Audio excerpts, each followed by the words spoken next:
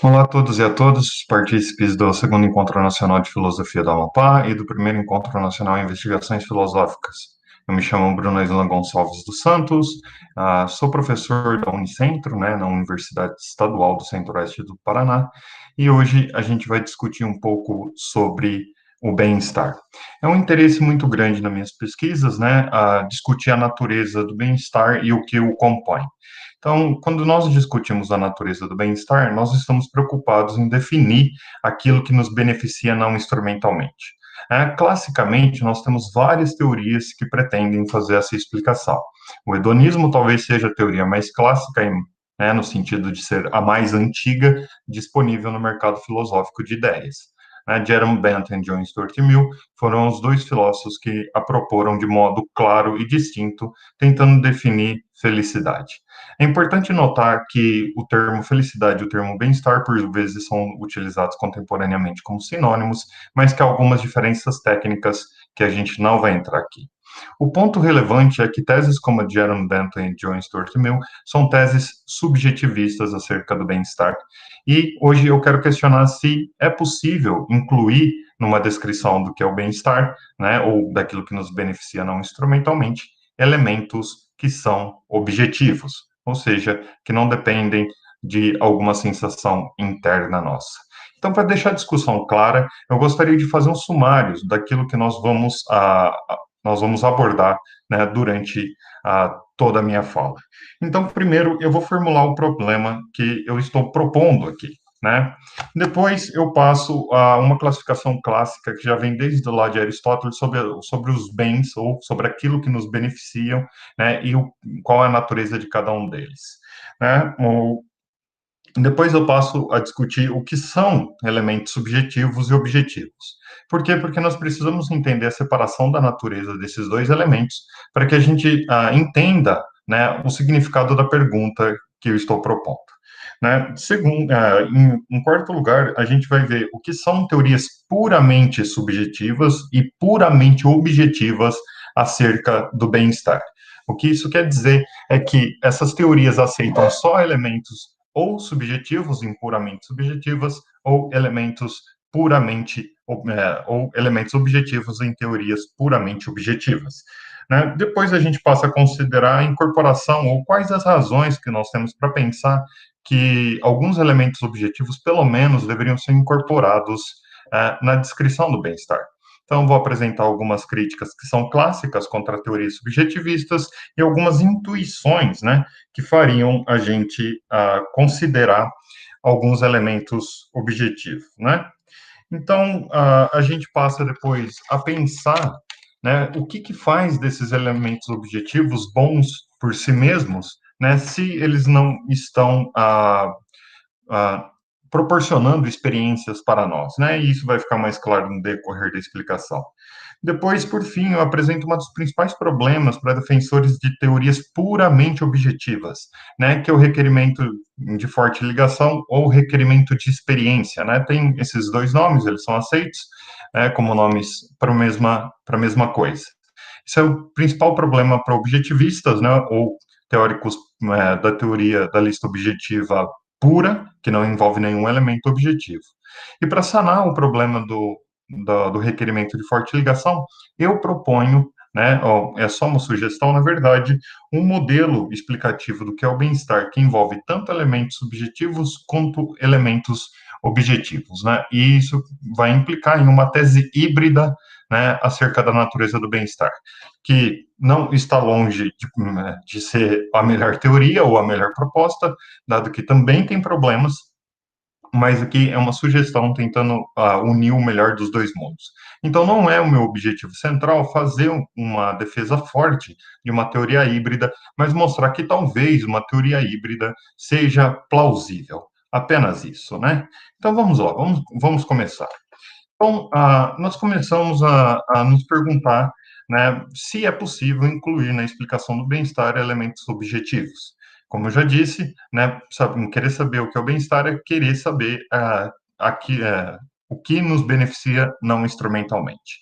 O que isso quer dizer é que nós estamos procurando coisas de certo tipo, né, que não são apenas instrumentos, né? Ou seja, que nos beneficiam de um modo específico. Em outras palavras, procurando aquilo que porta valor intrínseco. Né? Então, a nossa pergunta principal é essa, eu gostaria que vocês tivessem ela em mente durante toda essa discussão. Será possível incluir na explicação do que é o bem-estar elementos objetivos? Então, para responder isso, nós precisamos de um aparato conceitual, né? Então, primeiro, vamos seguir a divisão de Aristóteles sobre coisas que nos beneficiam, né, em espécie de categorias, aí está entre aspas, que não são bem categorias, né, mas me permitam usar essa palavra, né?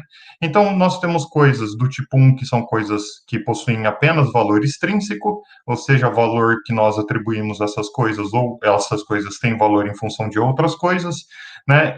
Porque elas têm valores extrínsecos, elas são instrumentais, né? Então, elas servem apenas como instrumentos. Então, essas coisas servem para que a gente consiga outras coisas e nunca por elas mesmas. Então, por exemplo, o dinheiro é um caso paradigmático de coisas que possuem valor por causa de outras coisas, né? Ou valor extrínseco, se vocês preferirem. Então, não faz o mínimo sentido, pelo menos do ponto de vista do bem-estar, ter uma caixa forte, como do tio Patinhas, por exemplo, porque todo o dinheiro que está lá, ele é só uma montanha de metal, né, na caixa forte do tio Patinhas, né? Dinheiro por si só não cria bem-estar, né? Ou seja, ele é apenas um objeto. Se você não souber usar o dinheiro para criar bem-estar, você vai ter um monte de coisas. Só isso, né? Você precisa usar um instrumento para ter outras coisas, para talvez ter bem-estar. A segunda categoria de coisas são aquelas coisas que parecem possuir valor intrínseco, mas também parecem servir para outras coisas. Mas o ponto aqui é que o valor dela não é dado exclusivamente porque elas servem para outras coisas, né, mas também por alguma característica interna desses objetos. Então, aquelas coisas que podem ser consideradas valiosas por si mesmas, por um lado, né, mas que podem servir como instrumentos por outro. Então, são exemplos ou candidatos, né, a coisas que possuem esse tipo de valor. O conhecimento, por exemplo, as realizações significativas ou realizações, de forma geral, humanas e etc. O conhecimento, por exemplo, pode ser considerado uma coisa que porta valor intrínseco porque ele revela verdades, né? E a verdade por si só parece ser boa, ou, em outros termos, parece ser melhor viver com a verdade do que com a falsidade. Por outro lado, o conhecimento pode ser aplicado à realidade para que a gente faça coisas, né? Como construir casas, construir internet, por exemplo, que nós estamos utilizando agora, assim como todos os devices que nós estamos utilizando, e assim sucessivamente. Né? E por fim, mas não menos importante, né, nós temos as coisas que são valiosas por si mesmo, ou seja, que são aquelas coisas que possuem valor intrínseco, dado alguma característica ou propriedade dessa coisa, né, e nunca tem um valor dela atribuível por algo externo a ela, né? Então, no final das contas, ela não serve como instrumento para nada.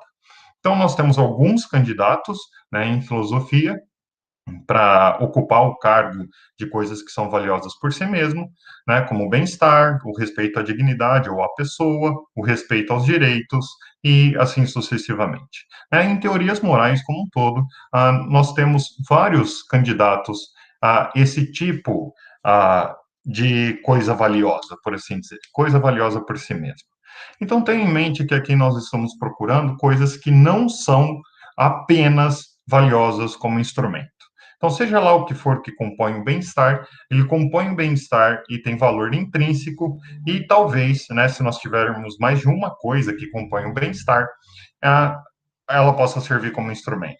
Então, aqui é importante notar uma segunda diferenciação. A gente, quando diz sobre a natureza do bem-estar, nós dividimos as teorias em dois grandes grupos, que são teorias single componente, ou de componente único, e multicomponente, ou seja, de componentes múltiplos, né? Quando você tem um só componente, como é o caso do hedonismo, onde um só componente participa da descrição do bem-estar, como, por exemplo, o prazer, é a única coisa que possui valor intrínseco, né? Então, essa é uma teoria de componente único. E quando nós temos mais de com dois ou mais componentes, nós temos teorias múltiplas, né? Ou seja, de elementos múltiplos.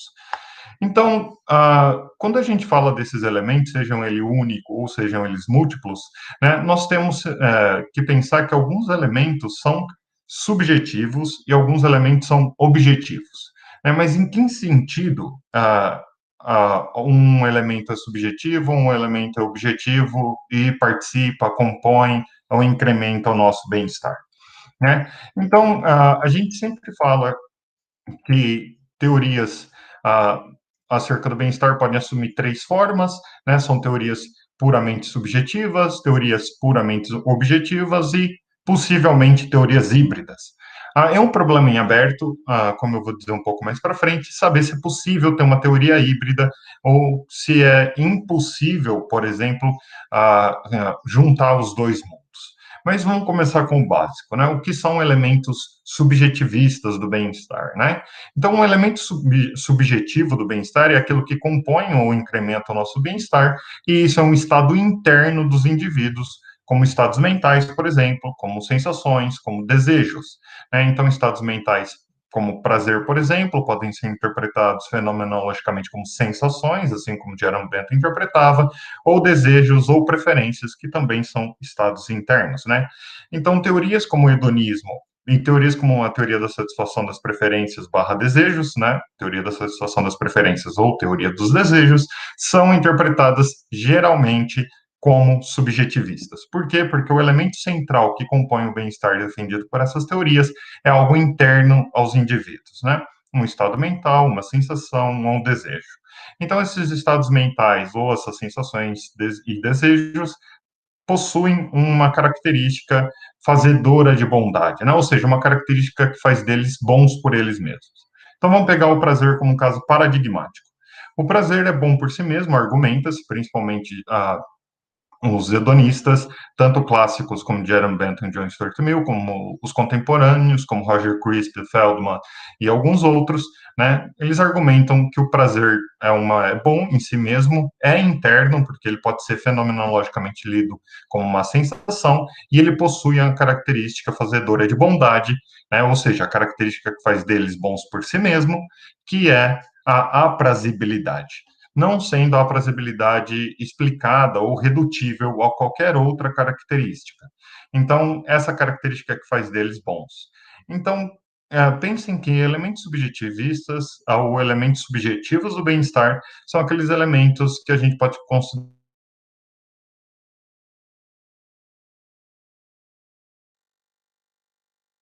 lado, né, os elementos ou objetivos do bem-estar, né, são estados externos a nós, como, por exemplo, o conhecimento, porque envolve relação com o mundo, a realização, porque envolve algo no mundo, as virtudes morais, porque envolve um traço de caráter desenvolvido no mundo, e assim sucessivamente. Aqui são só alguns exemplos, a gente poderia colocar muito mais elementos objetivos no mundo, né? Eles são objetivos no sentido deles serem bons para nós, independentemente de produzirem em nós estados internos. Essa é uma segunda característica relevante, porque para objetivistas, de forma geral, ter conhecimento é bom por si mesmo, não porque ele te causa prazer, nem porque ele satisfaz uma preferência ou um desejo seu, mas sim porque ele revela a verdade, certo? E a verdade é independente de nós, ou quer dizer, nós não somos relativistas acerca da verdade, né? Vocês têm que conceder isso. Então, o conhecimento é objetivamente bom, né? E isso traz a intuição de que pouco importa se você tem prazer ao adquirir conhecimento, ou pouco importa se você está satisfazendo uma preferência sua, um desejo seu, né? O conhecimento é bom por si mesmo. Então, a grande diferença aqui é que elementos subjetivos são coisas internas ao sujeito e elementos objetivos são coisas externas aos sujeitos e são bons por si mesmo, sem que causem nada interno em nós. Né? Visões muito fortes acerca dos elementos objetivos dizem que eles são bons por si mesmo que causem estados internos que pareçam ruins para nós. Que isso quer dizer que eu posso adquirir conhecimento, é bom por si mesmo, mas eu posso passar por um grande sofrimento na aquisição desse conhecimento, mesmo assim, ele continua sendo bom e contribuindo e compondo o nosso bem-estar. E talvez isso seja um pouco contraintuitivo para a maior parte de vocês, ok?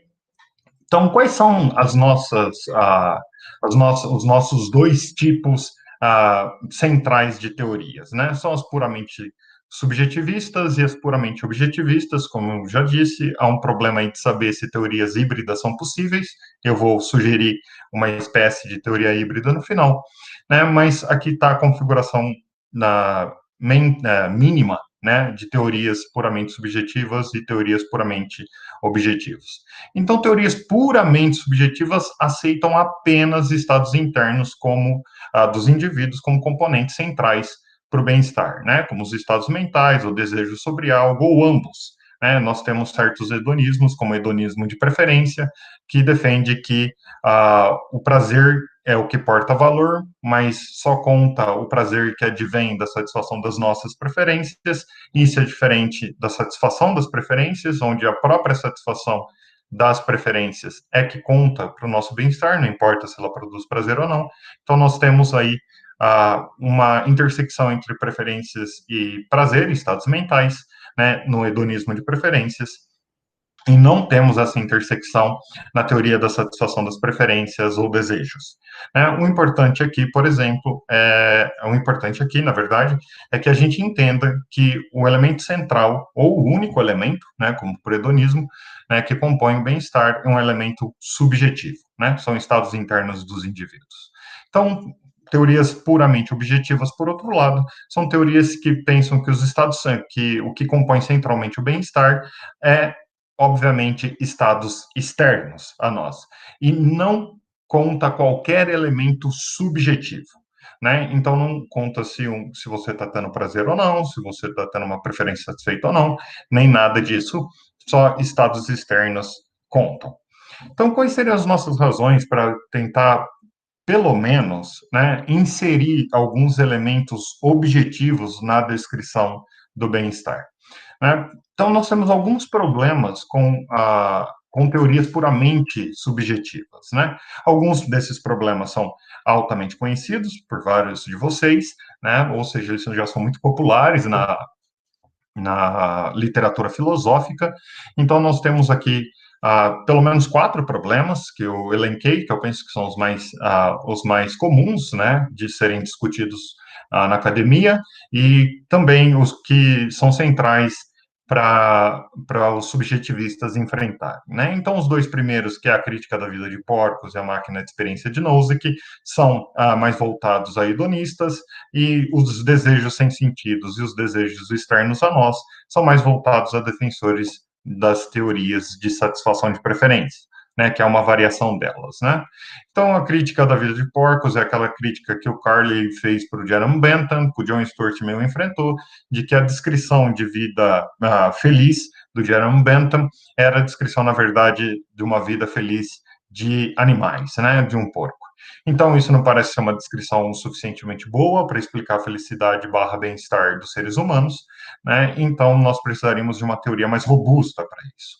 Foi o que o John Stuart Mill tentou fazer quando ele fez o hedonismo qualitativo dele, né? Separando, né, os prazeres por qualidades, em superiores e inferiores, né? Então, para quem não está familiarizado com a diferenciação, John Stuart Mill considerava que alguns prazeres têm qualidades melhores, então eles valem mais do ponto de vista da felicidade, ou seja, eles causam mais felicidade ou incrementam mais a nossa felicidade do que os prazeres inferiores, que não têm essas qualidades. Né? Então, essa é uma tentativa de resposta, né, à objeção de que a descrição da felicidade feita por hedonistas do século XIX implicava numa descrição pobre, né, da felicidade humana.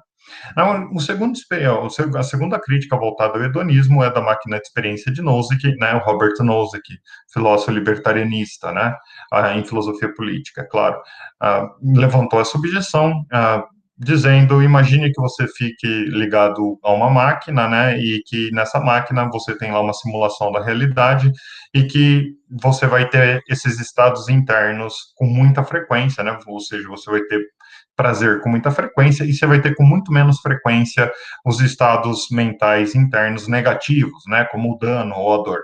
Então, a pergunta é: será que a vida de uma pessoa presa a essa máquina, né, com todo esse prazer, é uma vida boa, ou uma vida feliz, ou uma vida com bem-estar? Se a tua intuição aponta para não, né, essa vida não parece ser uma vida feliz ou com bem-estar, porque a pessoa está lá na máquina, então você discorda de teorias puramente subjetivas, pelo menos hedonistas. Essa sua resposta for sim, então o que nos convidaria a vivermos presos na máquina. Há vários tipos de resposta para esse tipo de objeção, e uma delas é qual é o problema de viver na máquina. Mas eu não quero entrar aqui nas respostas, eu quero mostrar realmente que alguns problemas só se a gente pensar em teorias puramente subjetivistas, né? Para as teorias da satisfação dos desejos ou das preferências, nós temos problemas análogos. Algumas preferências podem ser sem sentido, então pode parecer que satisfazê-las não aumenta, ou não incrementa, ou não participa, ou não compõe o nosso bem-estar. Por exemplo, imagine uma pessoa que tem as preferências de contar ou de escrever por extenso, desculpem, os números de 0 a 1 bilhão. Né? Assim que ele satisfez essa preferência, parece que essa preferência não tem o mínimo sentido, então, como, por exemplo, ela poderia compor o nosso bem-estar. Né? E também, e esse parece ser um caso mais grave, que é o desejo externos a nós. É quando nós desejamos coisas que estão relacionadas à vida dos outros e não a nós mesmos. Então, para uma rápida explicação, imagine que vocês estão numa viagem entre o ponto A e B e conhecem uma pessoa, e essa pessoa conta uma história muito triste a vocês, e vocês pensam, nossa, eu desejo profundamente que a vida dessa pessoa vá melhor, né? Ou seja, que a vida dessa pessoa melhore. Quando vocês acabam a viagem, chegando ao ponto B, vocês simplesmente se despedem, você nunca mais vê essa pessoa. Agora, imagine que essa pessoa realmente teve uma melhora na vida significativa. Isso quer dizer que a sua preferência, o seu desejo foi, né, satisfeito, mas ele não mudou nada na sua vida. Isso quer dizer que ele não está atachado a você, não está ligado a você, né? Então, a satisfação dessa preferência parece não contar para o seu bem-estar.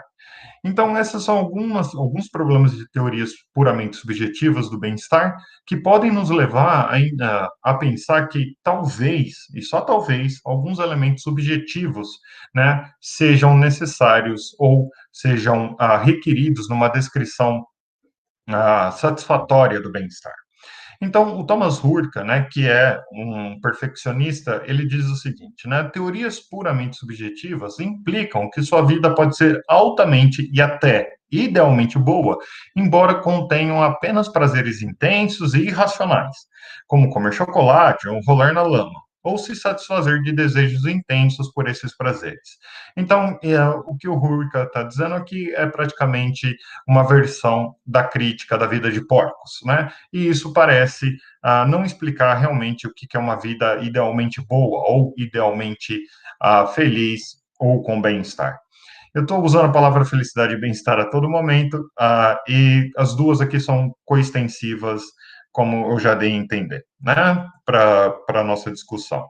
Então, esses são alguns problemas de teorias puramente subjetivas. Eles não são problemas que realmente afastem a uma descrição puramente subjetiva do bem-estar, ou seja, eles não são decisivos para que a gente abandone uma teoria puramente subjetiva do bem-estar, mas eles são problemas que precisam ser sanados e respondidos de alguma forma.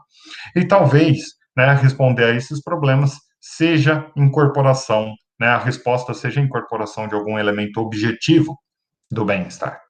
Então, vamos pensar em intuições um pouco mais gerais e positivas, né, a favor da inclusão dos elementos objetivos numa descrição do bem-estar. Por que positivos? Né? Porque atacar as teses puramente subjetivas não dá um argumento forte o suficiente para que a gente faça, por exemplo, uma teoria puramente objetiva. Mas aqui a gente pode invocar algumas intuições para que a gente pense na plausibilidade da inserção de alguns elementos objetivos na descrição do bem-estar. Então, a intuição mais geral que a gente pode invocar aqui para incorporar esses elementos objetivos, né, advém, em parte, do próprio experimento mental do Nozick, da máquina de experiência, né, Por quê? Porque lá o Nozick está dizendo o seguinte: se o bem-estar é apenas esses estados mentais, então você não precisa fazer nada de verdade, né? Você só fica lá na máquina que vai simular a realidade e seu cérebro vai ter esses estados mentais positivos ou essas sensações, né, positivas. Então você não está fazendo nada de fato. O Nozick argumenta que parece que as pessoas não querem só sentir que elas estão fazendo algo, né, que é prazeroso, mas elas querem fazer de fato algo que é prazeroso. Então, por exemplo, um jogador de futebol, ele não quer sentir que ele ganhou a Copa do Mundo, né? Ele quer de fato ganhar uma Copa do Mundo. E isso indica que parece haver algo objetivo nessa realização. Ou seja, ganhar a Copa do Mundo parece ser uma realização boa, ou realizações de forma mais geral, pelo menos algum grupo delas, né, parecem ser boas por si mesmas. Então, isso já aponta para que há algo fora de nós, né, que parece ser bom por si mesmo e compõe ou incrementa o nosso bem-estar, né? Então, parece que há coisas que nos beneficiariam, independentemente de causarem certos estados mentais ou de satisfazer certas preferências, pelo menos, né? O exemplo do jogador de futebol que gostaria, né, de ganhar uma Copa do Mundo é um exemplo de uma teoria preferencialista, né, uma teoria da satisfação de preferências, mas funcionaria mais se a gente pudesse dizer que alguns jogadores ganham a Copa do Mundo mesmo sem ter a preferência de ganhá-la, né? Como, por exemplo, um jogador que vai à Copa do Mundo, provavelmente o Mané Garrincha, que não sabe nem o que está acontecendo, mas assim que ganha fica feliz, né? Porque fez alguma coisa importante. Então, a gente pode preferir ter amizades, por exemplo, né? E só mais um exemplo para deixar essa intuição mais clara, né? Mas nem sempre essas amizades ou satisfaz as nossas preferências, ou é do jeito que nós preferimos, ou nos dá prazer, né? Nem sempre é assim. Algumas amizades não são do jeito que nós preferimos que as amizades sejam, às vezes nos causam muita dor de cabeça, né? Muito dano ou muita dor. Mesmo assim, essas amizades parecem ser valiosas, né? Bem, algumas pessoas que podem estar me ouvindo agora devem ter uma intuição completamente oposta, né? Que se essa amizade não causa prazer em mim, então eu deveria abrir mão dessa amizade. Não, se ela não satisfaz uma preferência, eu deveria abrir mão dessa amizade. Mas repare que se a gente olhar de perto o conceito de amizade, parece que a amizade envolve necessariamente, né, a gente passar por certas coisas que nós não desejamos ou que não nos causem prazer, porque isso é ser verdadeiro amigo, né? Porque do outro lado, se a gente pensar que uma amizade não vale a pena porque ela não satisfaz uma preferência ou não me dá bem-estar, isso parece ser muito egoístico, né? E uma amizade não pode ser egoística, porque isso é uma relação instrumental entre duas pessoas, né? Elas estão se utilizando para ganhar ou satisfazer preferências, ganhar prazer ou satisfazer preferências, desculpem, e isso não parece realmente uma amizade, né? Então, uma amizade ou um relacionamento afetivo significativo parece envolver altos e baixos acerca de satisfação de preferências e prazer, e isso parece ser uma condição necessária, né, para que as pessoas sejam amigas, né, ou para que essa relação exista.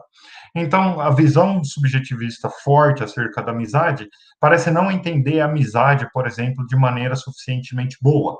Né? Se a gente entende que uma amizade é boa porque ela nos causa prazer, isso pode soar um tanto quanto estranho, porque amizades não necessariamente vão causar prazer e parece que não há problema nenhum nisso. Muito pelo contrário, amizades envolvem isso, mas mesmo assim elas continuam sendo genuinamente boas para a gente. Pelo menos é isso que a intuição nos diz. Tá? Isso não é um argumento central, mas é uma intuição forte, pelo menos da minha parte, né? Não sei como a audiência se sente a respeito disso. Então, uma segunda intuição, né, que a gente pode aventar, e essa daqui já é um argumento um pouco mais forte, é que teorias subjetivistas explicam o valor das coisas invertidamente, ou seja, está de modo inverso, né? Então, mesmo que a gente forme preferências, por exemplo, de maneira correta, porque alguém poderia dizer assim, não, as preferências que contam são aquelas formadas de maneira correta. O que é uma maneira correta, né? Você forma uma preferência baseado nas melhores informações que você tem, ou seja, de forma bem informada, né? E com prudência. Então, você é uma pessoa prudente, forma, né, essa preferência. Então, mesmo que a gente forme as preferências assim e que a gente busque certos tipos de prazer e não outros, né, porque tem alguns prazeres que podem causar a longo prazo dano ou dor ou mais dor, né, as coisas que são centralmente relevantes para a formação dessas preferências ou para a escolha de certos tipos de prazeres não são não as preferências, nem os prazeres, mas as coisas em si, ou seja, as fontes da preferência ou as fontes do prazer. Então, o que, que isso quer dizer, né? Quer dizer que as explicações subjetivas elas estão invertidas. Então, em outro termo, né? Ou em outros termos, a satisfação de preferências específicas são boas ou o prazer é bom porque advenham, são produtos da experienciação de coisas boas, né? Ou do contato com coisas boas. Então, o prazer é bom porque advém de fontes boas por si e não o oposto. Ou seja, algo não é bom para mim porque gera prazer, mas algo é bom e por isso gera prazer, né? Então, aqui as coisas parecem estar invertidas. Então, estudar ou ter conhecimento é bom por si mesmo, e ao fazê-lo eu terei prazer. Né? Conhecimento é bom por si mesmo, então eu formo a preferência de obter conhecimento. Então, essa explicação do valor, né, do subjetivismo puro parece estar invertida. Né? Então, parece que as coisas adquirem valor porque nós temos certos estados internos, segundo o subjetivista, mas se nós formos olhar de perto dessas coisas, a gente vai ver que as fontes é que têm valor e por isso nós temos prazer ou preferência por aquelas coisas. Então, um ser racional, por exemplo, teria preferências específicas, não por fumar, por exemplo, mas por ter saúde, né? Então, um fumante tem a preferência de fumar, eu sou fumante, então nós temos essa preferência, só que essa preferência está ela é irracional, né? Então ela não pode contar para o nosso bem-estar. Mas ela não pode contar para o nosso bem-estar porque ela é uma preferência irracional, mas ela é irracional baseado no quê? Ela é irracional baseado no que, se nós somos seres autointeressados, nós deveríamos buscar aquilo que nos beneficia. E o que nos beneficia, nesse caso do fumante, não é ter a preferência de não fumar, é ser saudável, é um estado do mundo, né? Ou seja, um estado que ocorre no mundo que é valioso, e não a preferência de fumar ou não fumar, ou seja lá o que for, mas é um estado valioso do mundo. Então, essa segunda intuição ela é muito mais forte, a meu ver, porque ela dá agora uma explicação mais razoável de como elementos objetivos podem possuir valor. E, mais do que isso, como as explicações subjetivas parecem inverter a explicação daquilo que nos beneficia não instrumentalmente. Bem, imagine que vocês aceitem por um momento que é plausível pensar que alguns elementos objetivos devam ser incluídos, né, dentro do bem-estar.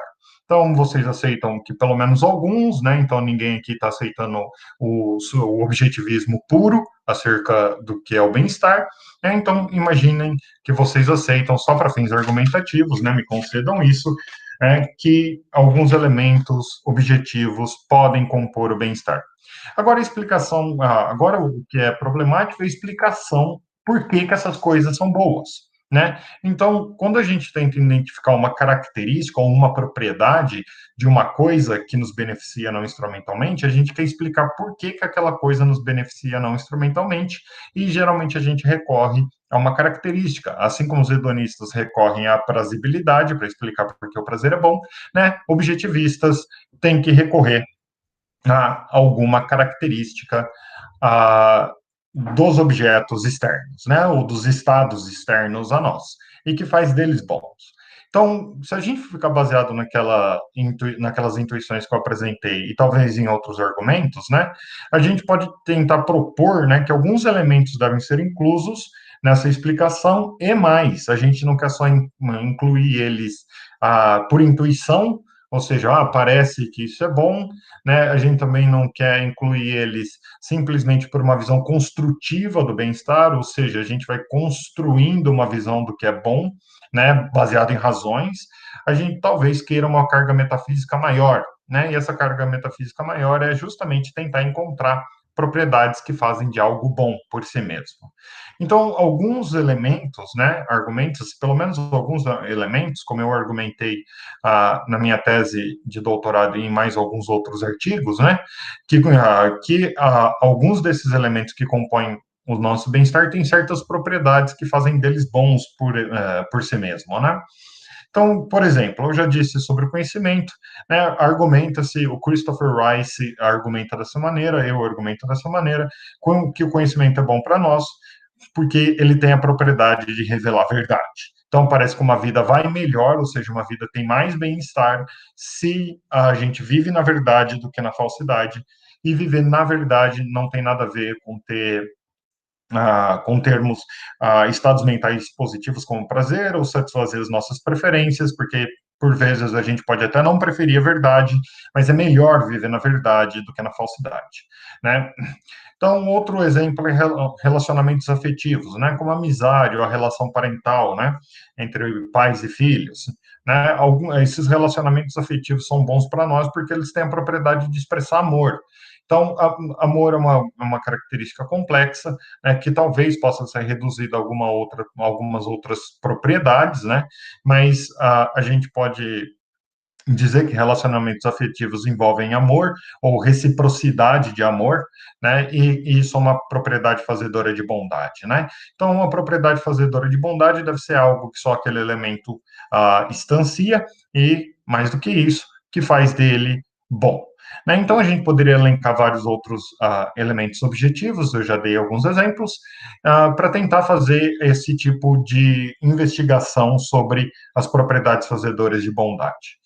Então, para quem quer incluir elementos objetivos, né, é necessário, na descrição do bem-estar, é necessário abordar a questão do que são ou do que é a propriedade fazedora de bondade desses elementos.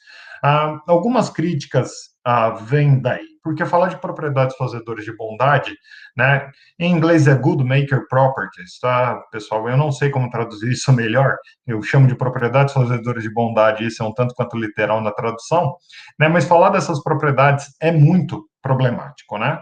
Então, uma vez que a gente pode argumentar que não há diversas propriedades que fazem de algo bom, mas que deveria haver apenas uma propriedade que permeia tudo aquilo que é bom, ou que explica tudo aquilo que é bom. Ou seja, a gente poderia adotar uma visão reducionista, né, e tentar dizer assim, olha, amor é bom porque causa prazer, isso é uma visão reducionista, viver na verdade, ou seja, conhecimento é bom, e isso só é bom porque é reduzido ao prazer, isso é uma visão puramente reducionista. Porque é problemático dizer que há mais de uma propriedade que faz de algo bom, porque essas propriedades parecem ter naturezas muito diversas, né, muito distintas. Mas a gente pode argumentar, é claro, para tentar barrar essa objeção, que esse reducionismo, né, apesar de parecer que oferece uma teoria muito mais simples, afinal de contas a gente identifica uma propriedade fazedora de bondades apenas e explica tudo através dela, né, em questões de simplicidade, isso é uma maravilha, mas talvez ele não seja plausível, porque nem tudo que parece nos beneficiar pode ser reduzido à prazibilidade ou à desejabilidade, por exemplo. Né? Então, a linha argumentativa, a estratégia argumentativa aqui seria falar o seguinte: olha, a tua estratégia reducionista não funciona porque parece haver coisas que escapam disso. Né? Mas, de novo, isso pode gerar um segundo problema, que é girar em círculos. Né? A gente pode a gente pode estar pressupondo algo que nós queremos provar. Né? Que seja que há elementos objetivos que compõem o bem-estar com suas próprias propriedades fazedoras de bondade. Então, isso é um problema em aberto, muito discutido, né, em filosofia contemporânea, principalmente entre os especialistas e as especialistas sobre o que compõe o nosso bem-estar, e eu não quero resolver isso agora. Então, esse é um problema em aberto que talvez vocês possam me ajudar a resolver. Né? Então, por fim, a gente pode tentar ver se funciona uma teoria puramente objetivista. Imagine que agora a gente mudou a nossa intuição, a gente não vai aceitar só alguns elementos objetivos, né, ou objetivistas na nossa descrição do bem-estar, mas que a gente vai aceitar uma teoria puramente objetiva, ou seja, só tem elementos objetivos que compõem o bem-estar. Essa coisa do prazer não funciona por causa da máquina de experiência do Nozick, por exemplo. Os desejos também não funcionam, dado que a gente pode formar desejos de maneira errônea, né, e que desejos têm que ser de certa maneira ou de outra, né, ou que essas preferências formadas não são boas o suficiente, ou que as explicações estão invertidas, e assim sucessivamente. Então, os subjetivistas perdem espaço. Então, vamos pensar que eles perderam tanto espaço que a gente agora está inclinado a buscar teorias puramente objetivas, né? Então, se a gente defende que a melhor compreensão do bem-estar deve ser feita em termos puramente objetivos, a gente tem que enfrentar uma barreira que, a meu ver, é a barreira mais difícil de transpassar, que é responder a pergunta como algo pode beneficiar alguém se não muda a sua experiência em algum nível. Ou seja, é a mesma coisa da viagem entre o ponto A e B com aquela pessoa que te contou uma história triste. Né? Como algo que está desprendido de você pode beneficiar você, né?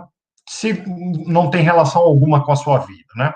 Essa ideia ela expressa no que a gente chama de requerimento de experiência ou de forte ligação.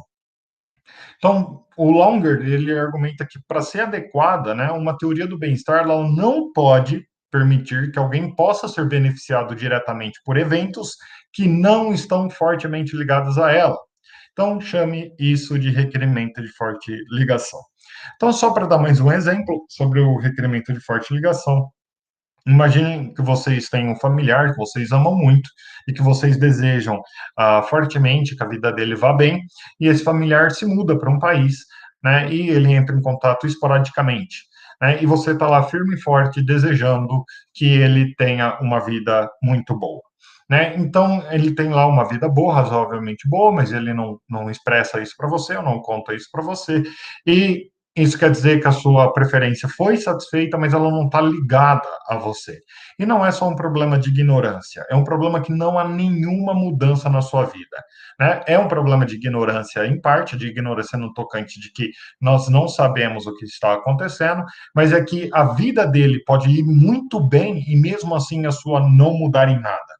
Então, objetivamente falando, né, se a gente for pegar só os elementos objetivos, imagine que a gente tem uma lista lá multicomponente, né, ou seja, a gente tem uma descrição multicomponente do que é o bem-estar. Então, nós temos uma lista com várias coisas objetivas valiosas, como conhecimentos, relações afetivas, realizações, e assim sucessivamente, nós temos lá.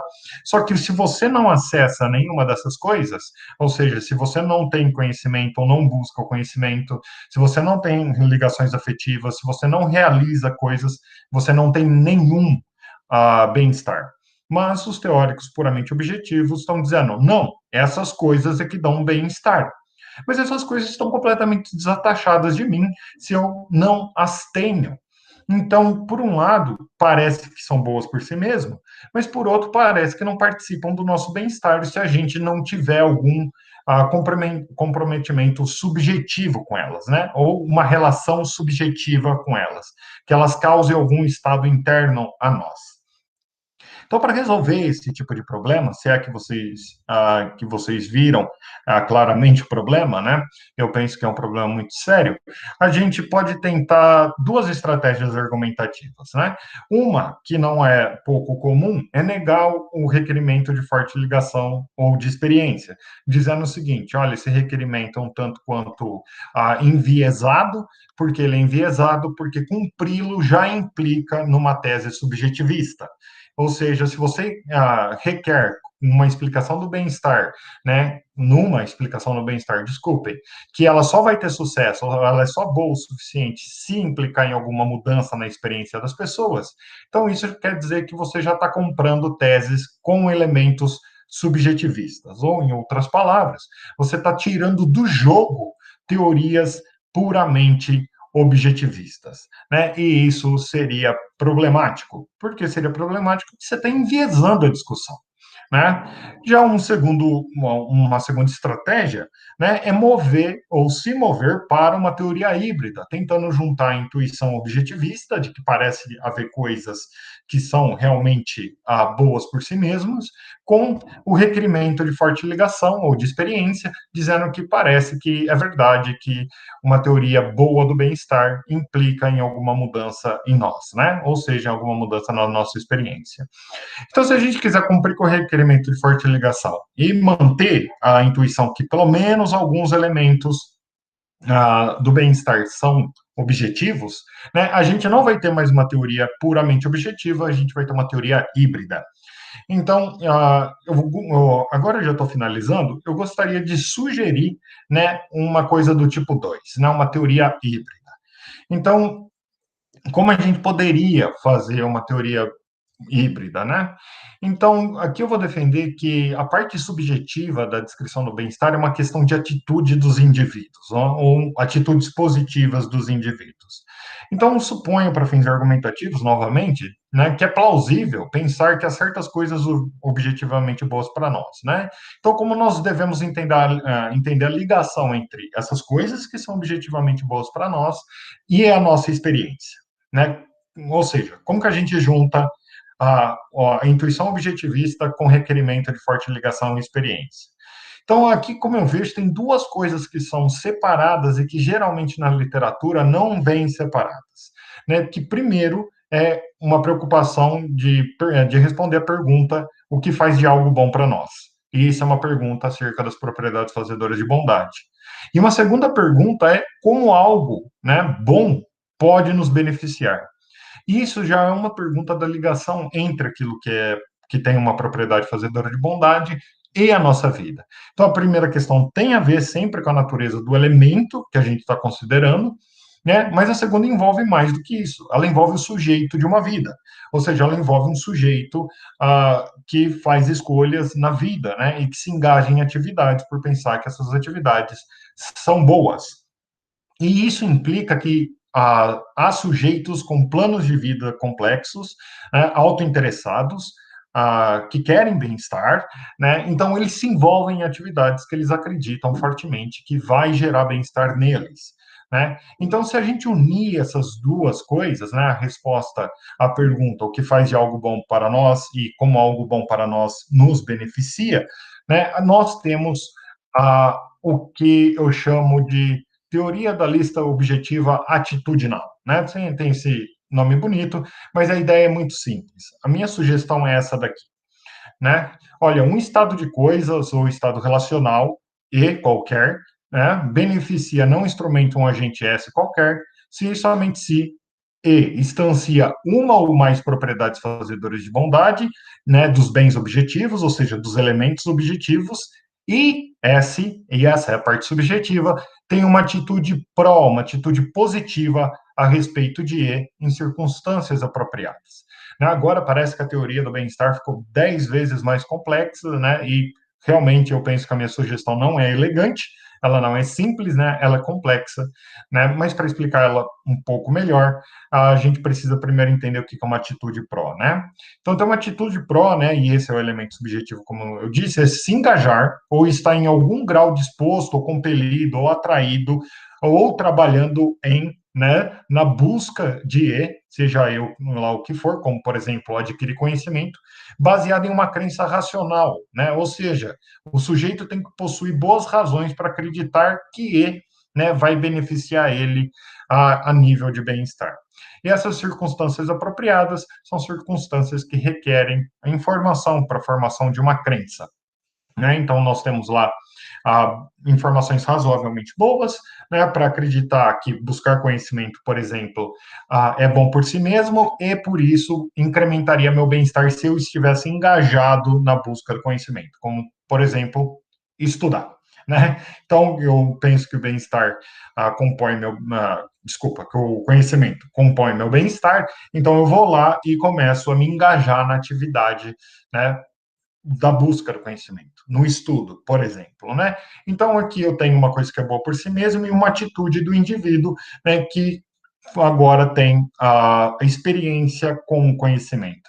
Então, reparem, eu acho que, por mais não elegante que seja a proposta, né, ela junta a intuição de que pode haver coisas boas por si mesmos, objetivamente falando, né, que não dependem de estados internos a nós, mas que elas só nos beneficiam se a gente for lá e se engajar na busca delas, né, ter uma atitude pró e formar certas crenças, né. Não, então, se isso faz sentido, e essa é a minha conclusão, então nós teríamos uma teoria híbrida sobre bem-estar que aceita tanto elementos subjetivos como elementos objetivos. E essa é a minha sugestão. Então, aparentemente, é possível, pelo menos à primeira vista, juntar as duas propostas, ah, tanto a subjetivista quanto a objetivista, só que nós perdemos a pureza dessas duas teorias tentando relacioná-las. Então, é isso. Eu gostaria muito de agradecer a presença de todos nessa palestra. Gostaria muito de agradecer aos organizadores do evento por me convidarem. Então, muito obrigado e eu estou aberto à discussão com vocês. Por favor, perguntas vão ser muito bem-vindas. Então, novamente, obrigado e vamos lá, vamos para o debate.